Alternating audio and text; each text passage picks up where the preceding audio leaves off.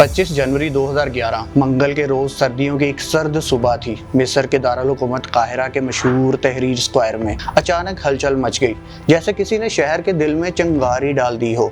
लाखों लोग जो दिनों से अपनी परेशानी और गुस्से को दिल में दबाए बैठे थे, तहरीर स्क्वायर में जमा होना शुरू हो गए। नारे, शोर और उम्मीदों की बाज़गश्त से फजा गूंज रही थी। ऐसा महसूस हो रहा था कि कुछ बड़ा और गैर मुतवक्के होने वाला है। हुकूमत की बेहिसी और लोगों के लिए बेरोजगारी और महंगाई से परेशान लोगों की तादाद में इजाफा होता गया। हर गुजरते दिन के साथ ये एहतजाज एक नाकाबिले तसव्वुर तब्दीली की तरफ बढ़ रहा था। फरवरी 2011 में सिर्फ एक महीने बाद यह तब्दीली हकीकत का रूप धार गई, जब मिस्र पर 3 दहाइयों तक हुक्मरानी करने वाले सदर हुस्नी मुबारक ने इस्तीफा दे दिया। इस तब्दीली का मुल्क की मईशत पर गहरा असर पड़ा। हजारों लोग जो मिस्र में सियाहत के लिए आते थे, उन्होंने आना बंद कर दिया। बेरोजगारी में इजाफा हुआ और साथ ही साथ इजिप्शियन पाउंड की कदर में कमी आ गई, जिसका असर पूरी मईशत पर पड़ा। इन मुश्किलात के बावजूद अब्दुल फातेह अल सीसी मुल्क के नए सदर बने। सिर्फ 4 साल बाद 2015 में उन्होंने नए दारुल हुकूमत की तमीर का हुक्म दे दिया। काहिरा से मशरिक की तरफ बढ़ते हुए हमें सहरा ही सहरा नजर आता है। एक बंजर ज़मीन थी, लेकिन अब यहाँ बहुत कुछ बदल रहा है। मिस्री हुकूमत इस खित्ते को मुकम्मल तौर पर तब्दील कर रही है। सहरा के ऐन वस्त में एक नए दारुल हुकूमत की तमीर हो रही है। इस नए शहर में पीपल स्क्वायर होगा, जिसमें दुनिया का सबसे बड़ा फ्लैग पोल और थिएटर शामिल होंगे। शहर के अंदर ही फौजी परेड की जगह होगी और दुनिया का सबसे बड़ा दफाई कॉम्प्लेक्स बनाया जा रहा है। ये एक ऐसा कॉम्प्लेक्स है जो अमेरिका के पेंटागन को भी पीछे छोड़ देगा। यहाँ एक ऐसा टावर भी तमीर होगा जो दुनिया की बुलंद तरीन इमारत होगी, जिसकी ऊंचाई बिल्कुल 1 किलोमीटर होगी। लेकिन ये नया शहर क्यों बना रहे हैं और इस शहर में क्या क्या चीज़ें शामिल होंगी? इस नए शहर से अफ्रीका और हमसाया मुल्क सऊदी अरब कैसे फ़ायदा हासिल कर सकेंगे? पुराने शहर के होते हुए नए शहर की क्यों ज़रूरत पड़ी? आइए मज़ीद जानते हैं। अगर हम काहिरा शहर के नक्शे को देखते हैं तो तमाम तर सरकारी दफातर पूरे शहर में फैले नज़र आते हैं। अगर हम मज़ीद तहरीर स्क्वायर की तरफ जाते हैं, यहाँ न सिर्फ मुतअद्दिद सरकारी दफ्तर मौजूद हैं, बल्कि मिस्री पार्लियामेंट भी मौजूद है, जिसके लिए खुसूसी हिफाजती इक़दामात की ज़रूरत होती है और बाज़ औक़ात सिक्योरिटी की वजह से इस इलाके को घेरे में भी लेना पड़ता है। तहरीर स्क्वायर के दाएं तरफ मुकामा है। ये मिस्र की मरकज़ी इंतज़ामी इमारत है, जहां शहरियों की दरख्वास्तों पर कार्रवाई की जाती है। काहिरा 1000 मीनारों का शहर, 20 मिलियन से ज़ायद लोगों का घर है, जो इसे अफ्रीका की सबसे ज़्यादा आबादी वाले शहरों में से एक बनाता है। आबादी की तकसीम 46,000 अफराद फ़ी मुरब्बा किलोमीटर के साथ काहिरा को अपने शहरों को बुनियादी खिदमात फराहम करने में मुतअद्दिद चैलेंजों का सामना है। शहर की आबादी 2025 तक 25 मिलियन तक पहुंचने की तवक्को है, जो इसे दुनिया की सबसे तेज़ तरक्की करने वाले शहरों में से एक बनाएगी। अगर आप काहिरा शहर में मुशाहिदा करें तो ज़मीनी घर कम और बुलंदो बाला इमारतें ज़्यादा दिखाई देंगी, क्योंकि शहर में जगह कम पड़ रही है और घर की बजाय इमारतों को तरजीह दी जा रही है। सुबह और शाम के वक्त ट्रैफिक बहुत बड़ा मसला बन गया है।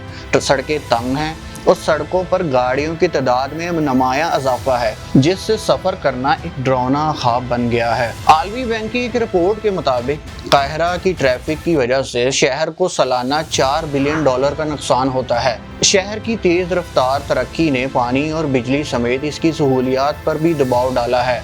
दरियाए नील, जो मिस्र की 97% 97% पानी फराहम करता है, बढ़ती हुई तलब को पूरा करने के लिए जिद्दोजहद कर रहा है। मिस्री वजारत आबी वसाइल और आपाशी के मुताबिक आने वाले बरसों में मुल्क में पानी की किल्लत मज़ीद ख़राब होने की तवक्को है।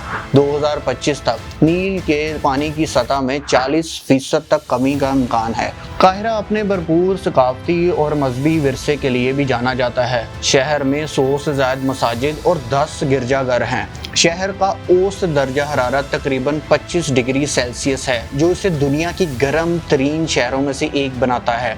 मिस्र बरे-आज़म में अफ्रीका का तीसरा बड़ा अमीर मुल्क है, ताहम शहर की फ़ज़ाई आलूदगी एक बड़ी तशवीश है। आलमी सेहत अदारा ने काहिरा को दुनिया की आलूदा तरीन शहरों में से एक करार दिया है।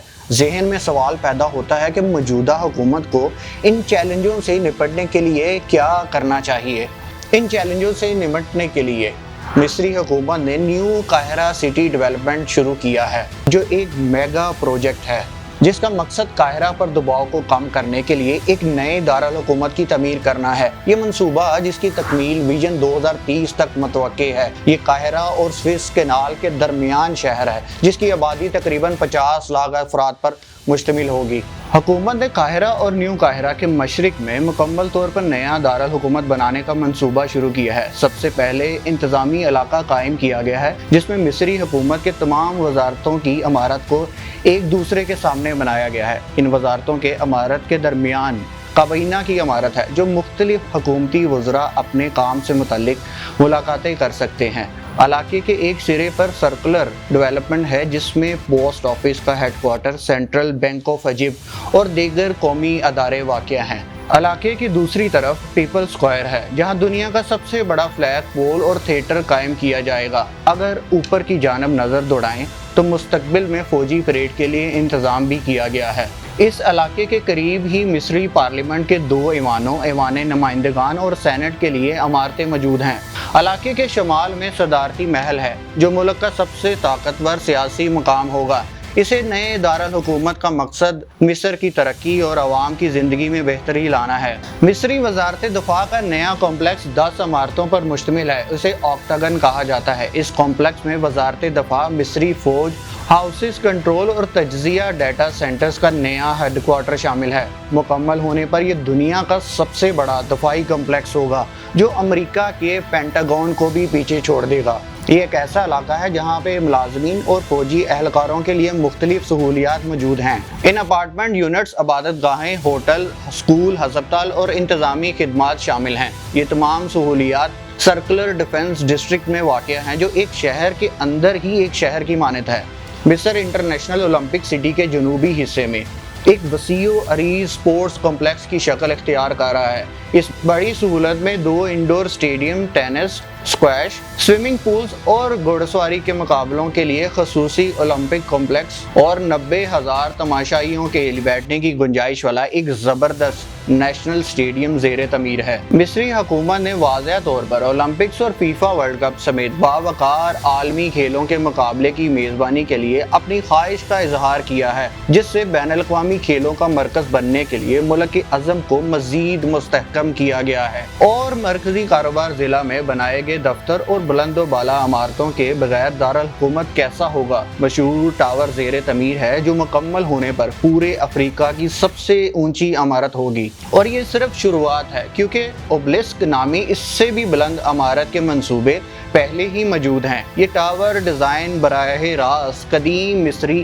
اوبلسک کا حوالہ دیا گیا ہے۔ اوبلسک ایک لمبا 4 رخا پتلا ستون ہوتا ہے جو اوپر کی طرف نوکدار ہوتا ہے۔ یہ عموماً پتھر سے بنایا جاتا ہے اور اس پر اکثر نقاشی ہوتی ہے۔ اوبلسک قدیم مصریوں نے دیوتاؤں کی عزت اور اہم واقعات کی یادگار کے طور پر بنائے تھے۔ اگر ٹاور 2030 میں مکمل ہو جائے تو یہ دنیا کی بلند ترین عمارت ہوگی جس کی اونچائی بالکل 1 کلومیٹر ہوگی۔ شہر کے طول و عرض میں ایک پارک بنایا جائے گا جو نیو یارک کے سینٹرل پارک سے 6 گنا بڑا ہوگا۔ اس گرین ریور پارک کا مقصد ایک تفریحی علاقے کے طور پر کام کرنا ہے، سایہ فراہم کرنا اور سماجی سرگرمیوں اور میل جول کی حوصلہ افزائی کرنا ہے۔ اس پارک کے ساتھ ایک مصنوعی دریا بھی بنایا جائے گا جو براہ راست نیل سے متاثر ہو کر موجودہ دارالحکومت قاہرہ سے گزرے گا۔ نیو قاہرہ سٹی ڈیولپمنٹ پلان مصر اور افریقہ کو تبدیل کرنے کے لیے تیار ہے۔ یہ منصوبہ سرمایہ کاری کو متوجہ کرے گا اور ملازمتیں پیدا کرے گا اور معاشی ترقی کو فروغ دے گا جس کا فائدہ پورے براعظم کو ہوگا۔ اس نئے شہر کی جدید انفراسٹرکچر شہری ترقی کے نئے معیار قائم کرے گا۔